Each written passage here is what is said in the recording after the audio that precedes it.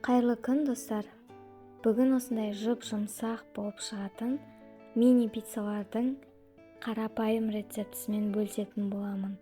Ең алдымен каналыма тіркеліп, қоңырауша батырмасын басып кетуді ұмытпаймыз.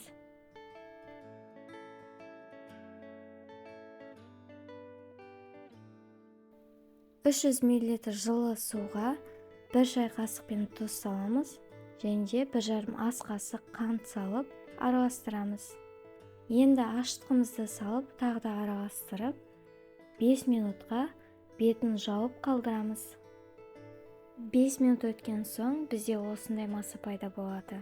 Енді ыдысымызға ұнымызды салып, жаңағы ашытқа араластырған суымызды үстінен құямыз, және де ең алдымен қасықпен араластырып аламыз қамырымызды.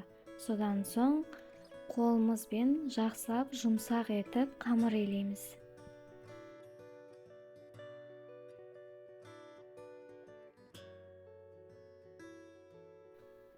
Қамырлар кішкене бірге бастаған кезде 3 ас қасық май құйып, шеткі бөліктеріндегі қамырларды барлығын осылай біріктіріп аламыз.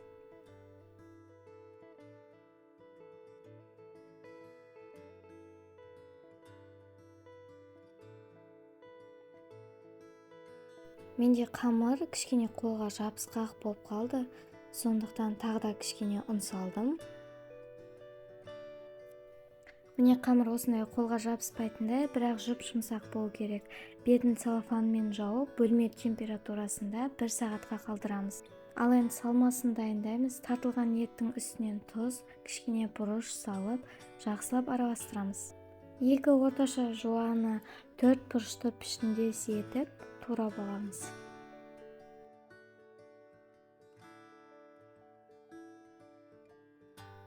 Тұздалған қиярымызды да дәл солай 4 бұрышты пішіндес етіп турап аламыз.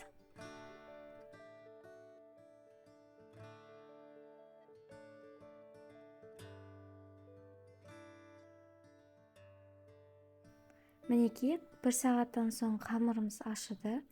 Дастарханға ұн сеуіп, қамырымызды ыдыстан босататын боламыз.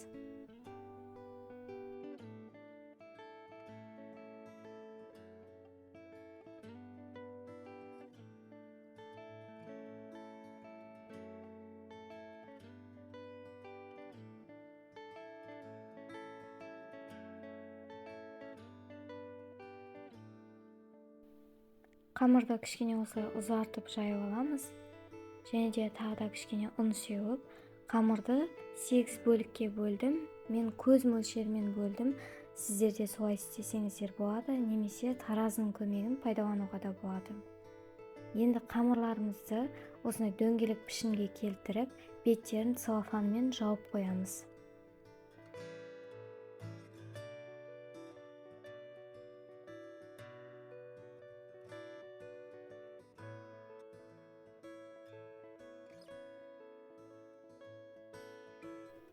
Енді қамырларды бір-бірлеп осылай ұн сеуіп, жайып аламыз. Шеткі бөліктерін кішкене қалыңдау, ал ортаңғы бөлігін жұқа етіп жаямыз.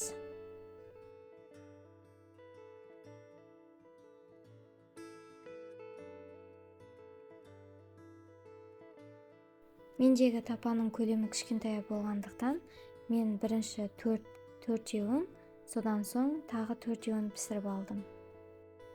Ал енді начинкасын салып бастаймыз. 1 қасықтың көлемінде етіп, кетчуп салып, қасықпен бетіне жағып шықтым.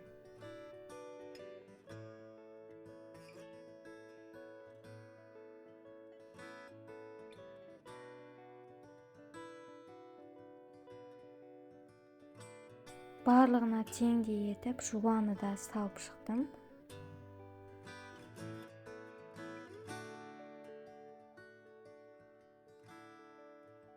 Содан соң үстінен тұздалған қиярды салып шықтым.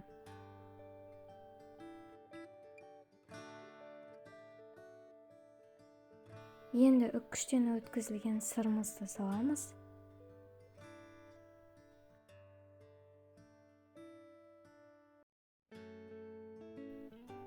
Тартылған етімізді осындай кішкентай моншақ тәріздес етіп бетіне қойып шығатын боламыз.